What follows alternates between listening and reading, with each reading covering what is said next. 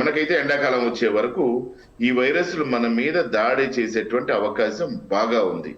అయితే గమనిస్తే ఏంటంటే ఈ వైరస్లు ముఖ్యంగా PCR అనే టెస్ట్ ద్వారా కనిపెట్టబడతాయి. ఈ వైరస్లు ట్రాన్స్మిషన్ అంటే ఏ విధంగా ఒకరి నుంచి ఒకరికి ఏ విధంగా ట్రాన్స్మిట్ అవుతుంది అంటే గాలి ద్వారా, మన తుప్పర్లు, మనం మాట్లాడేటువంటి తుప్పర్లు వచ్చినా కూడా తుప్పర్ల వల్ల కానివ్వండి, లేదు తుప్పర్ల నుంచే కాకుండా ఇంకా స్రావాలు, కంటి నీళ్లు కానివ్వండి, తర్వాత నేజల్ నుంచి వచ్చేటువంటి ద్రావకాలు కానివ్వండి, ఎటువంటి ద్రావకాలైనా సరే ఈ ద్రావకాల వల్ల మనకి ట్రాన్స్మిషన్ జరిగేటువంటి అవకాశం ఉంది. అంటే ఏరోజాల్స్, డ్రాప్లెట్స్, ఇదివరకు టీబీ డ్రాప్లెట్స్ ద్వారా స్ప్రెడ్ అయ్యేది. ఏదో డ్రాప్లెట్స్ ద్వారా కానివ్వండి, లేదు గాలి ద్వారా కానివ్వండి, గాలిలోంచి ప్రయాణం చేసి కానివ్వండి, ఇది వచ్చేటువంటి అవకాశం ఉంది. ఇది ఒకసారి మన శరీరంలోకి ఎంటర్ అయిన తర్వాత 3 నుంచి 6 రోజుల లోపల ఇంక్యుబేషన్ పీరియడ్ అంటాం దాని లక్షణాలు అప్పటి నుంచి చూపిస్తుంది. 3 నుంచి 6 రోజులు అయిపోయిన తర్వాత దాని లక్షణాలు మనకు కనపడతా ఉంటాయి. సో ఈ విధంగా ఈ వైరస్ మనకి మన శరీరంలో ఎంటర్ అయితే 3 నుంచి 6 రోజుల్లో స్టార్ట్ అవడం కనపడుతుంది. అయితే ఈ వైరస్లు ఎందుకు ప్రమాదం అంటే చిన్నపిల్లల్లో మనం కోవిడ్ ఎలా చూసాం, చిన్నపిల్లల్లో అంటే ఇన్ఫాంట్ లేదా 10-12 సంవత్సరాల లోపు ఉన్నటువంటి పిల్లల్లో ఈ వైరస్ యొక్క ప్రాబల్యం ఎక్కువ ఉన్నటువంటి అవకాశం ఉంది. ఇంతే కాకుండా ఈ వైరస్ మనకి పెద్దవారిలో 60 సంవత్సరాలు పైబడినటువంటి వారిలో, ఇమ్యూనిటీ తక్కువ ఉన్నటువంటి వారిలో మొట్టమొదటి చెప్పుకుంటున్నాం మనం. ఎవరికైతే ఇమ్యూనిటీ తక్కువ ఉంటుందో వారిలో కూడా ఈ వైరస్ ఎక్కువ ప్రాబల్యం చూపించేటువంటి అవకాశం ఉంది. ఎక్కువ వాళ్ళలో సమస్యలు కూడా క్రియేట్ చేసేటువంటి అవకాశం ఎక్కువ ఉంది.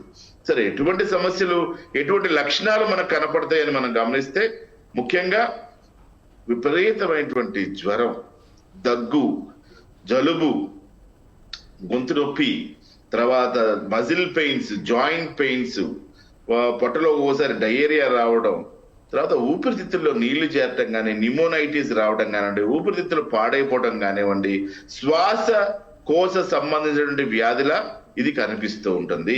ఇదివరకు మనకి కోవిడ్ లో ఏ విధంగా అయితే మనం ఈ SpO2 మిషన్లు ఎట్లా పెట్టుకొని చెక్ చేసుకున్నాము, ఆ విధంగా మళ్ళీ మనం చెక్ చేసుకోవాల్సిన అవసరం ఉంది.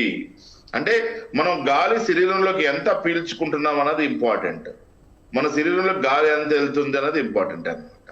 సో నార్మల్గా అయితే మనకి ఈ SpO2 మిషన్ ద్వారా, ఈ రెస్పిరోమీటర్ ద్వారా మనకి జనరల్ గా ఆక్సిజన్ ఎంత శాతం ఉంది శరీరంలో తెలుసుకుంటుంటాం.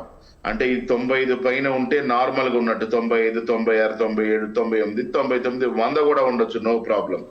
95 పైన ఉంటే నార్మల్ గా ఉన్నట్టు, 95 కనుక తగ్గితే గ్రేడ్ 2, అది అక్కడి నుంచి స్టార్ట్ ఉందన్నమాట. 93, 95కి రావడం, తర్వాత 90కి రావడం, 90 కంటే తక్కువగా రావడం, ఈ 3-4 స్టేజ్ల్లో మనం వివరించుకోవాల్సి వస్తుంది ఊపిరితిత్తుల సమస్యల్ని.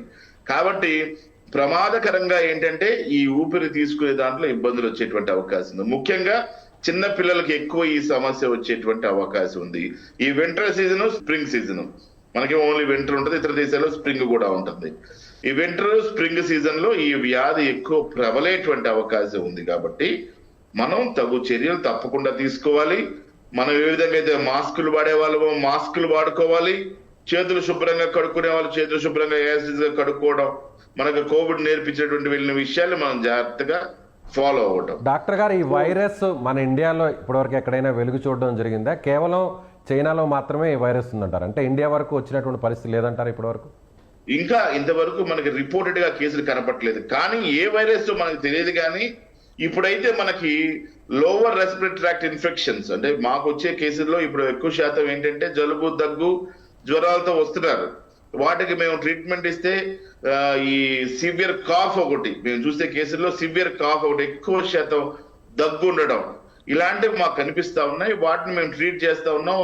కాకపోతే ఒక 15 రోజులు, 20 రోజులు, ఇదివరకు ఒక వారంలో తగ్గిపోయి జలుబు, దగ్గు, జ్వరాలు ఇప్పుడు అనూహ్యంగా నెల 15 రోజుల పైన, లేదు 2 నెలలు, 3 నెలలు, అదే కాకుండా వీక్నెస్, జనరల్ వీక్నెస్, శరీరంలో అత్యధికంగా జనరల్ వీక్నెస్ కనపడతా ఉంది. కానీ డాక్టర్ గారు కొన్ని సందేహాలు ఉన్నాయి. అంటే ఇప్పుడు జనరల్ గా సీజనల్ వైరస్లు కొన్ని ఉంటాయి. మీరు అన్నట్లుగా ఈ సీజన్లో చాలా మందికి కూడా జలుబు, దగ్గు, జ్వరం ఇలాంటి సమస్యలతో ఉంటారు. కానీ ఇది హెచ్ఎంపివి వైరసా లేదంటే నార్మల్ వైరస్ అనేది ఐడెంటిఫై చేయాలంటే ఎలా గుర్తించాలంటారు?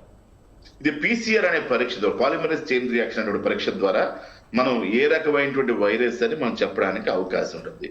ఈ హెచ్ఎంపి వైరస్ కి పీసీఆర్ పరీక్ష ద్వారా మనం పర్ఫెక్ట్ గా ఇది ఏ వైరస్ అని చెప్తాం అన్నమాట.